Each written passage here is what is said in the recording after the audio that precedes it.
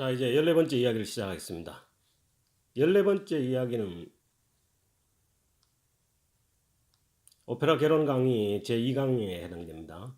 제가 저번에 이제 그 오페라를 저렴하게 볼 수 있는 방법이 이제 동네 극장을 이용해보고 실제 그 뉴욕 메트로폴리탄 오페라가 이제 국내에서 계속 정기적으로 상영되고 있다는 말씀을 드렸었죠. 그렇지만 이제 우리가 오페라를 그래도 일단 한번 조화를 하게 되면은 이제 오페라 무대에 직접 한번 가봐야 되겠는데 뭐 사실 이제 국내도 오페라 공연을 가끔은 하지만 뭐 사실 국내보다는 오페라의 본산인 이제 유럽이나 이런 데가 더 낫겠죠 사실. 그래가지고 언젠가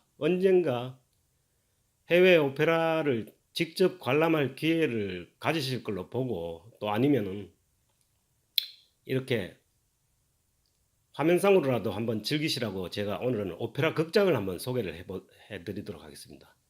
근데 우리가 이제 통상적으로 오페라 극장이라 그러면 우리 뭐 지금 CGV 뭐 메가박스 같이 극장을 얘기하는 거냐? 오페라에서 이제 오페라 극장은 그런 건 아닙니다.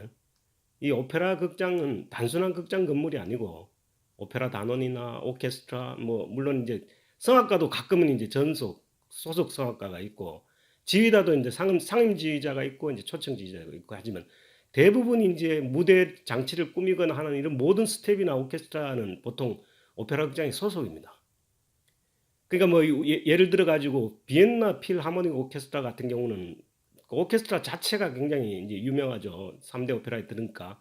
근데 비엔나 필하모닉 오케스트라는 그 비엔나 오페라 하우스에 소속된 오케스트라입니다. 막 그런 그 베를린 같은 경우는 아닙니다. 베를린은 아닌데 뭐 그렇게 참고로 아시면 돼요.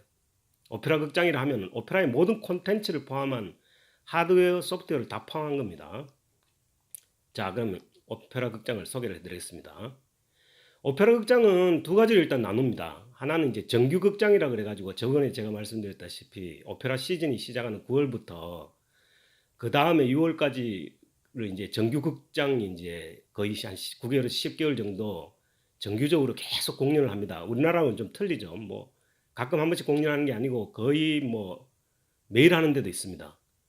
그러고 이제 7월, 8월이 되면 이제 오페라 비시즌, 업 시즌이 되니까 대부분의 이제 오케스트라가 이제 사실 정규극장 소속이라도 이제 할 일이 없어지죠. 이때 보통 유럽의 모든 유명 고대 관광지나 이런 데 같은 경우에는 보통 페스티벌을 전개를 하는데 페스티벌이 보통 이제 그 뭐 다른 페스티벌도 많지만 유럽 같은 경우에는 이제 그 클래식 음악 페스티벌이 많거든요.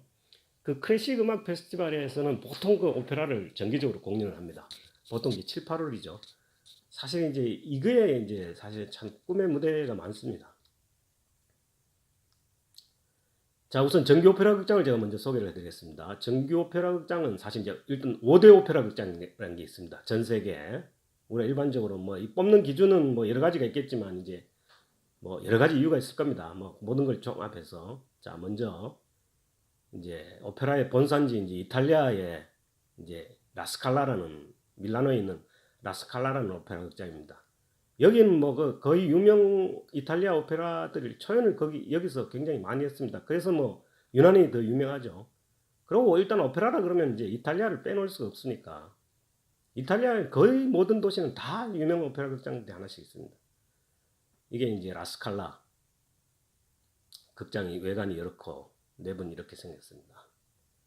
그다음에 이제 두 번째로 소개해드릴 극장이 이제 뭐냐 그러면 파리 가르니에입니다. 파리에 있는 가르니에라는 극장인데 외관은 이렇게 생기고 내부에 이 천장화가 아주 유명하죠. 천장에 있는 이 그림이 가르니에는 왜 가르니에냐면 제 건축가입니다. 이 오페라 극장을 설계한 사람 이름이 됩니다. 그 아주 유명합니다. 파리 국립 오페라 극장인데 이제 파리 가르니에라고 보통 얘기하죠. 그리고 또 하나가 이제 런던 로얄에 있는 오페라 극장입니다. 이제 이건 또 특별히 또 런던 코벤트 가든 로얄이라고 하죠. 여기도 아주 유명한 오페라 극장입니다. 외관은 이렇게 생겼습니다. 내부가 아주 웅장하죠. 저 로얄 왕의 표장이 있는 걸로 봐갖고는 옛날에 이제 뭐 왕립은 아니고 뭐 그런 것 같아요. 그 다음에 이제 또 유명한 비엔나 슈타츠 오페라 그러죠. 비엔나 국립극장. 어디서 많이 본 것 같지 않아요? 사진 보시니까. 이게 이제 저번에 그 미션 임파서블 로그레이션에 저 오스트리아 총독을 암살하던 그 극장입니다. 그때 저 트란도트를 상영하고 있었죠. 이 극장이. 극장 외관이 뭐 모든 오페라 극장 중에 제일 아름답다고 이렇게 전문가들 얘기하죠. 여기도 아주 공연이 활발한 공연이 이루어지고 있는 데입니다. 이 마지막이 이제 이게 유럽이 아닙니다. 뉴욕인데 뉴욕 메트로폴리탄이라고 이 극장이 지금 이제 이건 이제 건물이 현대식입니다. 현대식 이렇게 건물이고 여기는 아주 그 쌍들리에가 유명하죠. 이 물방울 무늬에 이게 이제 오스트리아 솔로브스키에서 만들었다고 하는 그 유명한 쌍들리에입니다. 상징인데 사실 지금은 이제 유럽에 있는 4대 극장보다 뉴욕 메트로폴리탄이 훨씬 더 공연 횟수도 많고 또 활발하게 활동하고 있죠. 그리고 이 오페라 극장은 링컨 센터에 있는데 한 4천 명 정도가 들어갑니다. 그리고 이제 오페라를 보급하기 위해서 뭐 싼 좌석은 25불짜리도 있죠. 우리 돈으로 거의 한 3만 원이 안 되는 돈인데 물론 뭐 그 25불 들어가서 보면 사실 성악가 얼굴도 잘 안 보입니다. 막 코가 어디 있는지 귀가 어디 있는지. 아무튼 이 지금 현재는 제일 지금 활발하게 하고 있고 또 지금 국내 이제 동네 극장에 지금 거의 1년에 8편에서 10편 정도의 이제 그 HD 그러니까 실제 뉴욕 메트로폴리탄에서 상영한 오페라를 공연을 하고 있죠. 우리가 이제 저렴하게 이용할 수 있도록 제가 아주 좋아합니다. 여기. 그리고 이제 기타 유명 오페라 극장이 어떤 게 있냐면 유럽 뭐 거의 대다수 유럽이지만 뮌헨 스타츠오퍼 이것도 뮌헨 국립극장이고요. 베를린 국립극장, 쥐리 국립극장, 바르셀로나 리세우의 왕립극장, 브레셀 왕립, 마드리드 왕립, 모스크바 볼쇼이, 상트페테르스부르크 마린스키 극장, 베네치아 라페니체, 볼로나 시리, 뭐 드레스덴, 스톡홀름, 시드니족 오페라는 뭐 아주 유명하죠. 그 오페라 건물 자체가 아름답죠. 베를린 도이치. 뭘 느끼셨습니까? 지금 이 쭉 보시면은 이 사실 유럽의 그 주요 도시에는 오페라 극장이 아주 유명한 오페라 극장이 하나씩 다 있습니다.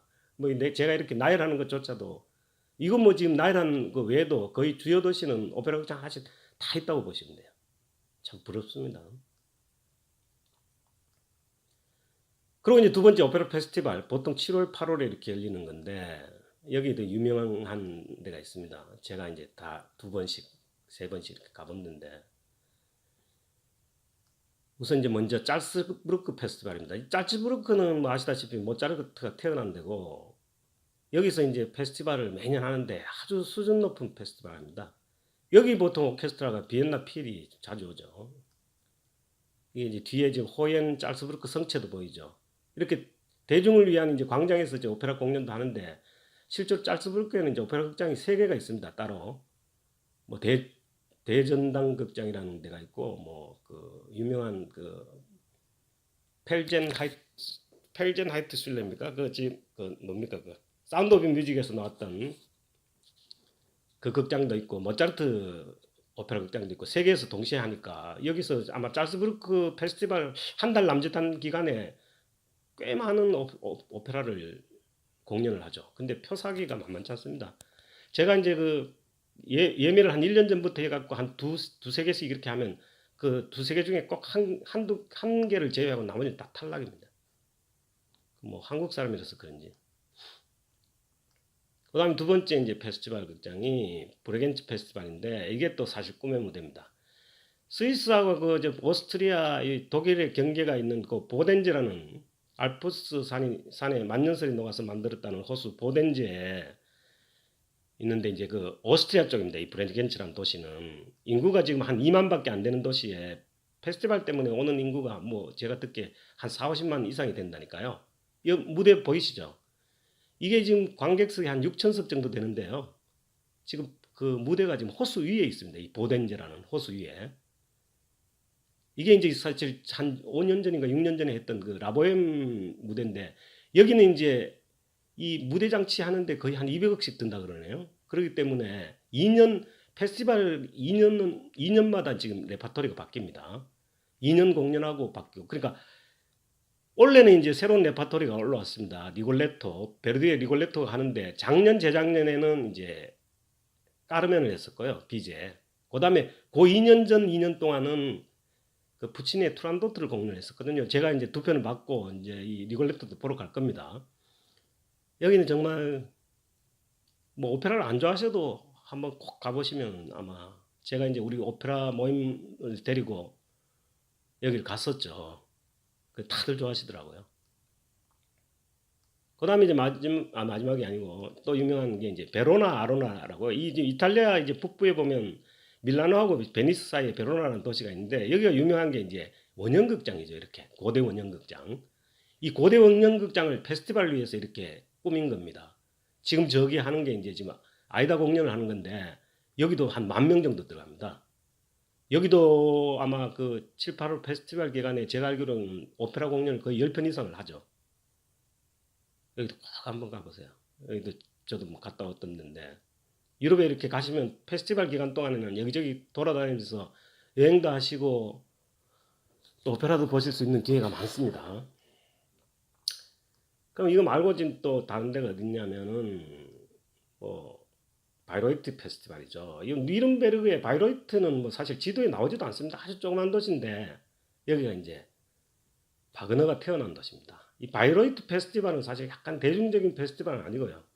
바그네리안이라고 바그너를 광적으로 좋아하는 사람들의 모임이 바그네리안인데 바그네리안의 성지라고 얘기합니다. 이 바이로이트를. 그날 1년에 한 번씩 이렇게 모이는 데죠. 그리고 사실 여기 제가 한 번도 못 가봤는데 일단 표를 구하기가 어렵습니다. 이 표를 인터넷으로 이렇게 구할 수 있는 게 아니고 이 종에다가 이렇게 써야 된다는데 그걸 또 이제 독일어로 써야 된대요. 그러니까 이제 독일에 아주 친한 친구가 있으면 이제 부탁이나 할 수 있는데 뭐 그렇지도 않은 데다가 뭐 외국인들은 또 사실 뭐참 정말 힘들어요. 여기 가기가. 이 페스티벌에 참여하면 이제 바그너 전작품을 다 공연을 볼 수 있습니다. 매년. 특히 니벨룽의 반지 4부작 같은 경우는 풀로 이렇게 한 자리에서 이렇게 공연하는 게 여기밖에 없죠. 4일 동안 연습을 한다 그러네요. 바이로이트입니다. 바그너가 태어나는 도시입니다. 이게 이제 네 가지가 이제 유명한 뭐 다른 것도 이것도 유명합니다. 악센 프로방스의 페스티벌, 찌리 페스티벌도 있고 토니 델라그라고 이제 푸치니가 태어난 데서 하는 거. 페사로 로시니 페스티벌도 있고 부세토의 베르디 페스티벌도 있고 그 시칠리아 섬에 있는 그 타오르미나에서 그쪽도 이제 그 극장에서 야외 극장에서 이제 공연을 하는 겁니다. 그러니까 이런 많은 직관의 기회가 있으니까요. 이 염두에 두셨다가 오페라 정말 좋아하시게 되면은 한번 본격적으로 한번 실행에 옮기세요. 뭐 해외 여행 가는 게 그렇게 쉽지 않죠. 뭐 그렇게 어렵지 않지 않습니까? 그러니까 한번 실행해 보도록 하십시다. 저도 뭐 살아있는 한은 가능한 한 많이 보려고 애를 쓸 거니까요. 고맙습니다.